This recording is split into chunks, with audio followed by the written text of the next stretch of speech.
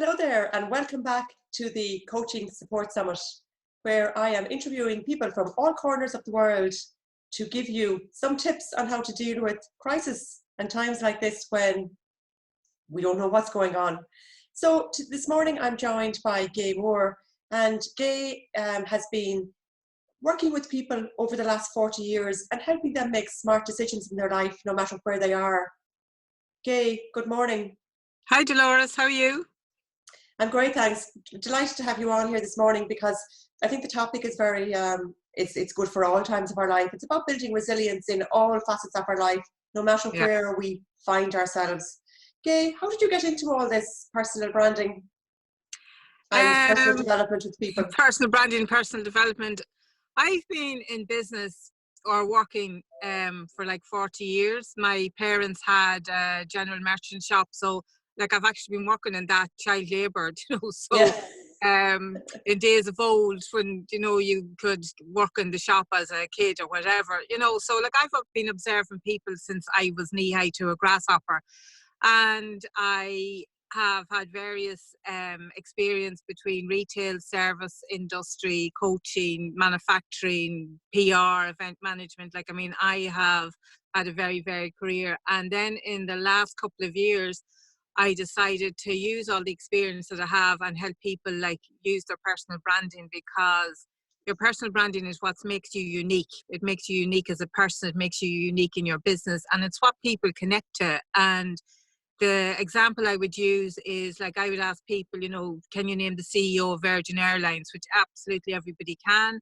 And can you name the CEO of Aer Lingus? And nobody can, hardly anybody can. So people link to Virgin Airlines because of Richard Branson, and they think they know him because he posts regularly. But people, up until now, because I changed that a bit because of the recent Aer Lingus flights back from China, but people wouldn't really have connected with Aer Lingus because they didn't know who was really behind it, so that's very good. Actually, I love that. I think that's great because I think visual for people is great, and like that, I suppose that Richard Branson is he gives back, doesn't he? Yeah, everybody can tell you, look, owns Necker Ireland, he is a business mentor, how many kids he has, that he's done ballooning, that he does, he wants to get to the moon and all that kind of stuff. People know personal stuff about them, but it's fed to them.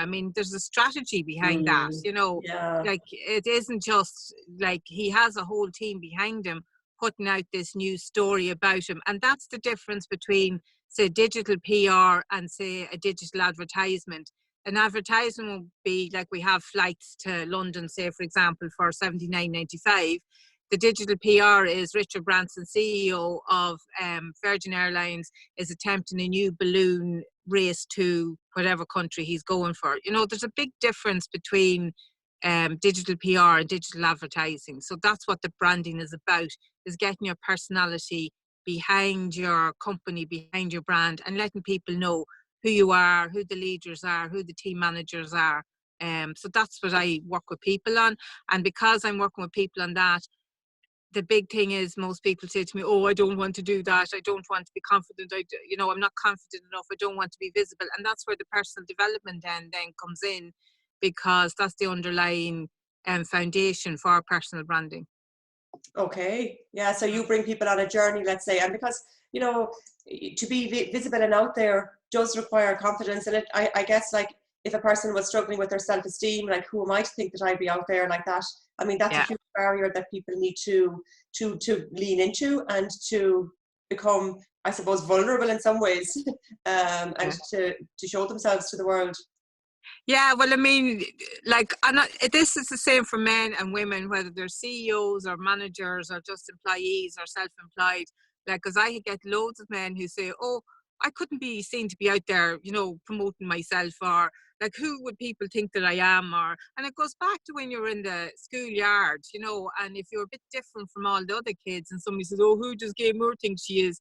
That's where it goes back to, is if you have a fear of being visible, it's something that somebody said to you before you were the age of 7, so it's, that lack of visibility can hold you back in your career, and there is a way of managing it, because I do work with a lot of introverts I really don't want to be visible, but I get around it. Do you know what I mean? Yeah, So that's the thing, you know, really. So, and you know, about this resilience, talk to me about that, because I think that's a skill yeah, almost, and a muscle that we can, if when yeah, it's used, we can strengthen it.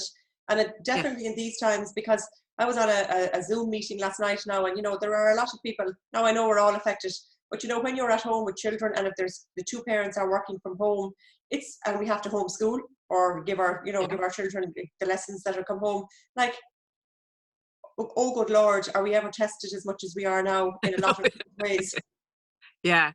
Okay, so there's a difference between resilience and resistance, right? So resistance is straight down blocking something out, but you're not letting anything in. And resilience, then, what I like to cultivate with people, it's malleable, you know, like it's building strength to withstand the hard times and to get through the hard times. An awful lot of this is to do with mindset, to look at this challenge as an opportunity, or like, what can we learn from it, you know? So there's a few different tips to do with it now, like resilience to this, to COVID-19. Some people will have been building resilience for years and years and years, and are like calm about this situation, and that's okay. And then other people, because I am dealing with people at the moment, and they're absolutely terrified of a number of things: illness, isolation, you know, complete and utter change in their lives. So how I'm helping them build resilience at the moment is to, number one, switch off the news. You don't need to be listening to it 24 hours a Yeah, day. And then second thing is, like, life is still full of little miracles. You know, even out in your garden, the birds are singing, you know, the flowers are coming out, the sky is blue, the sun could be shining. Is to start thinking about the things that you're grateful for within your life, and start journaling that every day, you know, and that helps you move into a more positive mind frame. um so that you're not like, you're comparing, you know, okay, the sun is shining today versus watching the news where they're listing thousands and thousands of people dying, you know. And like, I'm not saying you have to ignore the news. You can tune in 7 o'clock every evening if you need to check up on it, but you are the average of all the words you surround yourself with. So if there's radio programs and TV programs going around in the background all the time, and newspapers, and all you're seeing are deaths and funerals, that's not going to help your resilience, you know? absolutely. Because really, it like, yeah, like the words you say, and people we surround ourselves with, and like that too. I actually don't let myself go down a rabbit hole of No, negativity, because no. you know, well, we always have a choice. We can if we want, but like that, there's fear everywhere, and it's shocking what's going on, and it is shocking, and it's so sad about all the different ways people are being affected, much more than even what I said on the surface level of having to deal with kids at home. There's so much other hardships, but I think individually, the only person that we can change and deal with it and make a decision for is ourselves, and how that Yeah, can ripple out to further, if yeah. if we start to get positive. It definitely will Yeah, have so a more if impact we on think, our family. look, yeah, this is really tough time at the moment. However, I have a roof over my head. My family are here and they're safe, and I have food to feed myself. That's three positives straight away, you know. And just keep saying that to yourself. I have a roof over my head. You know, I have food to feed myself. My family are safe, you know, and that is a major positive. There is no need to be going on the news and seeing drama that's happening in India, right? I know it's really hard, but India is not your concern. Your concern is your own health and well-being, your kids' health and well-being, and your family's health and well-being. You know, and that's the thing, to reduce what it is that you think about. So every day you get up, this is a new day for me. This is a new day for my family. You know, how can we work through this day? How can we adapt to this change? And you see, that's what resilience helps you to do, is to really to adapt to change. And this, like, really is a traumatic change, because it was totally unexpected, and it's so different. It's a whole shift, complete shift to what, you know, we have been used to. And that's for sure. It sure is. And Mm, you know, I think and life will never be the same for any of us again, no, and no, that's for sure. And you know, there, even in that, there's positives in that we can look at, you yeah, know, regardless of, we can find something positive in that, whether it's, and if, you know, looking at the hardships even, but like looking at, look, maybe we're spending more time with our loved ones, and yeah, yeah. maybe we can This, refocus, and you know, even start a new career. or get back Yeah, to doing hobbies that we can yeah. integrate back into normal life again when it goes back to normal, because it will go back to normal in some ways. No, it will, yeah, no, it will go back to normal. I mean, the three things that I think that this is going to bring is like community, is our community. Like everybody is really looking after one another, you know, and the elderly and the vulnerable. Second of all, it's going to be about correspondence. Okay, so it's all about how you talk to people, you have conversations with people, you check in with people. And the third thing is, this to me is a seismic shift akin to the Industrial Revolution, in that it's a digital revolution, and people will start corresponding with one another through like this digital age, through Zoom, through Facebook time and all the rest of it. But it's going to be combining the very best of digital with the very best of personal community and connecting with one another. It's like a reset, I think, you know. And um, what this also is doing is getting people to look at where their fears are coming from. So like it has been said, and I do know this from working with people, that their fear isn't actually about the COVID-19. Their fear is related to fears that were brought up to the, you know, that they felt when they were kids growing up through their lives, you know. So I'll give you an example of that. My greatest fear about this was isolation and living alone. And this goes back to a time when I was 4 years of age and I was on a beach in Skerries and I couldn't find my mother for like 2 minutes. You know, I just couldn't see her. And like that brought back to me that that's what my fear about. It's not, I absolutely have no fear of catching the illness, which is strange, but that was my fear of isolation, you know. So my resilience, like I noted it, so my resilience is, look, I survived that. I can survive loads of different changes. I'm totally calm in who I am. I like do meditation, mindfulness. I go for a walk down to the lake every day. I put structure in my day. They're all ways that people can use to create resilience in their lives at the moment. And I mean, the thing about it is the gratitude journal is for like looking at what brings you joy at the moment. And when people start to get their joy on, that really and truly builds resilience for the tough times. Lovely. And you made some great points there. And I did a masterclass recently on Maslow's hierarchy of needs. Yeah. Explaining that those very basic survival needs are the ones that are being rattled at the moment, because they're about sufficient air, and air is our lungs, sufficient food in order, and water. And they're the basic needs that are being rattled on us all at the moment.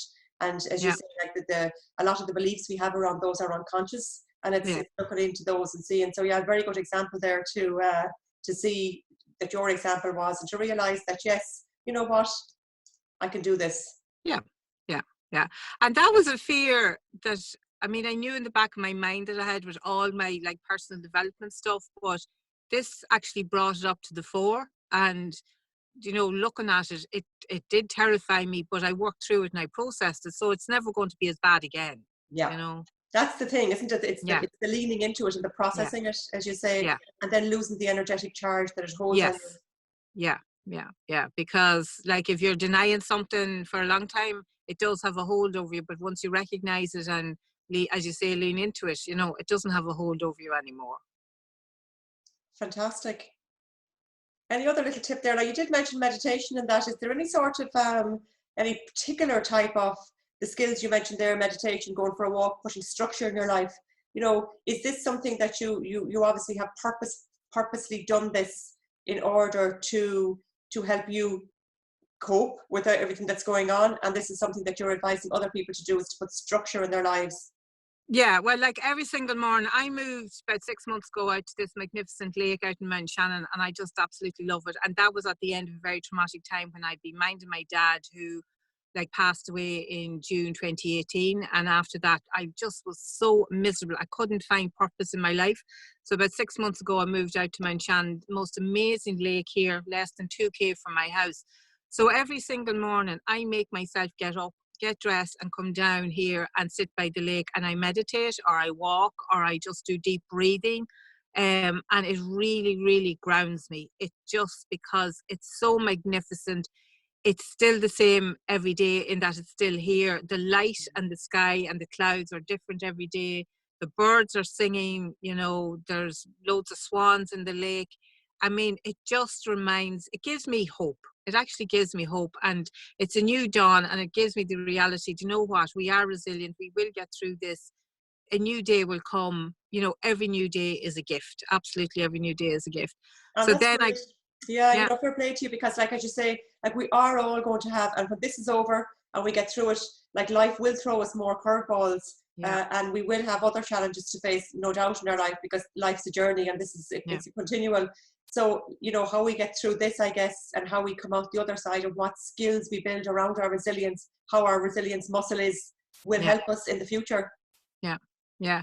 And I mean, you know, I'm not afraid to say that I need this. You know, I absolutely need this every day, and it sets me up. And then I go back home and I do my work, and then when I'm having another wobbly moment, I come back down again. You know, and I'm very, very lucky to live here by this lake. But I mean, people can go outside within 2K of their houses. You can hear the birds singing. You can see the sky. You might see flowers in a park or in a garden, or you might have a garden yourself. Get out gardening if you can. You know, I mean, that's what can really ground you. Because I mean, nature is much, much, much bigger universe than us. You know, and it has so much to offer.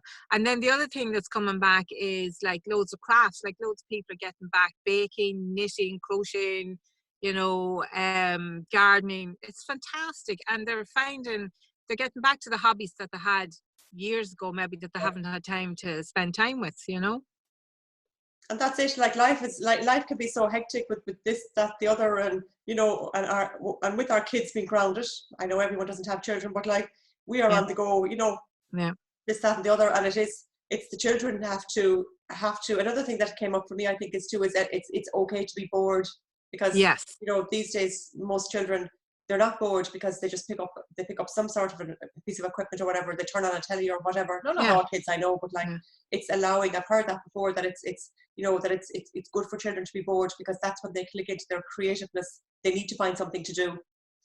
Yeah, and you know what? There's a few things, like, I mean, I was looking at different programs yesterday, trying to get bits of knowledge and stuff like that, right? And there's two things I noticed. One is like all the people coming on making crafts, you know, and I'm saying Blue Peter come back, because used to watch Blue Peter as a child with the use of all the crafts. And the second thing is, which I think is a bit sad, is that people are saying that they're being driven demented by their kids having to entertain them all the time, you know. And kids do not have to be entertained all the Yeah. time. Like, let them use their imagination, let them explore. We all know kids love the cardboard boxes that gifts come in. They love creating it. They love making blanket forts, you know, like, so let them be creative. Yeah. Let them be children. Let them be children. Let them have their little squabbles with their brothers and sisters, you know, like, give them a bit of freedom. They don't have to be micromanaged, you know, as long as you're keeping an eye on them, that they're safe. Like, really try and encourage them to use their imagination, you know, and you know, they can make up I guess stories. you'd agree that brings up resilience for them, doesn't it? It does completely bring up resilience for them, and it brings up resilience for you, because you can drop this fear that you have to be constantly entertaining your child. You know, one of the greatest things children have been given is the imagination of their minds, you know, and allow that to surface, allow that to come forth, allow your kids to draw, allow them to paint, allow them to be messy, you know, allow them to write stories, allow them to take photographs, you know, really allow them to be creative and find themselves within this, you know. And every child is going to be different how they react to this, you know. I'm sure, like, you've a couple of boys, like, each kid's reaction to this is completely different, you know. And it's funny, And because today is April Fool's Day, and somebody sent around a picture of RTE News, breaking news. The schools are done back to school. tomorrow. And my 11-year-old said, I wish they were. This homeschooling crack isn't very good. So I'm obviously not the most patient. But you know, I'm taking the way I'm dealing with it as well, is that I'm not micromanaging the homework, No. but I'm making sure he does it, obviously. But like, I'm Yeah. not, you know, I let him have, like, when I'm on here now recording, he's on Yeah. a screen, because Yeah. and my other son, my teenager, is probably in bed. But like, in order for us to keep going, in order for my sanity, in order for me to be able to do these, there is a time that I actually, you know, that Yeah. there's a place for a television, but then it gets turned off at a certain time every day when this kind of work is done, and then it's Yeah. like, you know, I definitely have definitely said, be bored, You know, Yeah. it's okay to be Let bored. them be bored. I mean, what if they are bored? Do you know what I mean? What about it? It's not the end of the world. Do you know what I mean? And that Like, boredom with kids anyway, it passes so quickly because there's so much around the house. You know, there's, and they know there is. I think it's just that automatic. Oh my goodness, I've no screen to hold on to now. What am I going to do? And we, yeah, like, I would definitely want to break that pattern. And I think that because I mean, as I say, not that I use it, but it's handy at times and it is yeah, for all of us who are trying to work. But like, it's good to have this pattern then for me to break it is my biggest thing is to let my son be bored. He's probably listening. yeah. Yeah, and the other thing is that somebody mentioned yesterday that if you had a blackboard or big sheet of paper up in your kitchen, you know, and you had little boundaries, like if you said, just say for example, 10 to 11 was homeschooling, Yeah. 11 to half 11 was break, and whatever. So that, you know, if they are bored, well, you can say, well, look, if you look at that sheet, right, in 20 minutes, we're on to the next thing, you know, it's playtime or it's lunchtime. That at the least they recognize that there is a structure within the day, a loose structure, you know, so, and that they can feel safe, right, and they can say, right, well, that's it, you know, I can keep creative for the next 10 minutes or 20 minutes or whatever it is, you know. So Great point. That's a great point, Gaye. I think I might even do that. And also, actually, something just that came up for me is I've always said I hate board games. I never played them when I was young, and I don't know why. Did something happen, maybe, or whatever? But I actually have bought Scrabble the day that the kids finished school, and I thought, oh my good God, 4 weeks, what am I going to do? So I went in and I brought Irla with me. You know, we picked out yeah, Scrabble, and I started playing Scrabble, and I'd never played it. I have to admit, and I'm 53 mm, years of age. But I actually found I love it. So, you yeah, know, yeah, it's amazing where that limiting belief I held, and I yeah, definitely held it. I yeah, never go near board games, but I actually enjoy Scrabble now. And I got my mind, even my mind activated where I go, gosh, that's a great word. You know, yeah. some of them Yeah, weren't good. Some of them weren't great, but some of the good ones were good. yeah, yeah. Well, I mean, that's fantastic. So that's a new skill that you've learned and something new, you know. So, like, and the other thing is, like, and I'm really keen on this journaling for both adults and kids is to write about the good things that happened. You know, had a great game of Scrabble with my kids, and your Mm. kids might say, Mommy was annoying me in the Scrabble. Do you know what I mean? Or cheating. Like, because this is history, you know, and in time, if you Yeah. have your journals, like, you'll be able to look back on it and, you know, tell your grandkids, you know, this is what we did or this is how we survived. And a gratitude journal for kids is really, really Mm. cool as well because it helps them think of the good things because sometimes they don't have the processes to recognize that this will pass. You know, they might think it's all darkness, but if you say, look, write 10 good things that happened today, you know, it gets them thinking creatively, or they can draw it if they don't want to write, or they can cut pictures out of a magazine and make a picture of it. You know, it's about getting them to think creatively. And like this works for adults and kids. If adults don't want to write, draw it, you know, or take photographs of it, or, you know, cut pictures out of a magazine, do a storyboard of what your gratitude is for each day. I love that. Another tip. I'm actually going to start that as well with one of the boys anyway. Mm, mm, mm. That's Yeah. great. Okay, so if people wanted to, you know, to maybe explore a call with you for any help in this area, how's the best place, or where's the best place for them to find you? Right, I'm on all social media channels, so just go to Facebook and look up Gaye Moore and private message me, you know, and I'm happy to have a call with anybody, you know. There's no charge or anything like that. I'm just happy to help in any way that I can. But yeah, that's the easiest way to find me. Just message me on Facebook. Okay, I'll put a link underneath or to the left of this call. Yeah. The link will be up for the replay, and that's great. Anything you'd like to leave us with this morning that you feel I haven't touched on or we haven't spoken about? No, I mean, the thing is, like, people are going to have good days and bad days and really bad days here. And, like, the thing is that I would say ask for help. Do Mm. not be afraid to reach out to somebody and say, look, I'm really having a bad day today. Can I talk to you? And all they will actually need is 60 or 90 or 120 seconds of contact with somebody else, you know. And, like, everybody is feeling fear. So that's what I would absolutely finish with is ask for help, you know, and conversation, talk therapy, you know, all of this will help anybody who wants to help, just to reach out and ask for it. Great. And you know what? That's the most simplest people. And what I love about the tips that you've given us is that they're all easy to do. We can journal. We don't have to leave the house, and we don't have to Yeah, buy a pen. I'm sure we can find a pen around. You yeah, know, yeah, they're all yeah. things that we can do now where we are, which I think is Yes, important. Yeah. No. Yeah. Yeah, it was a pleasure talking to you as always. Thank Thanks you a for million. joining the summit, and delighted to share your wisdom with the world. Thanks so much, Dolores. See you Bye. soon.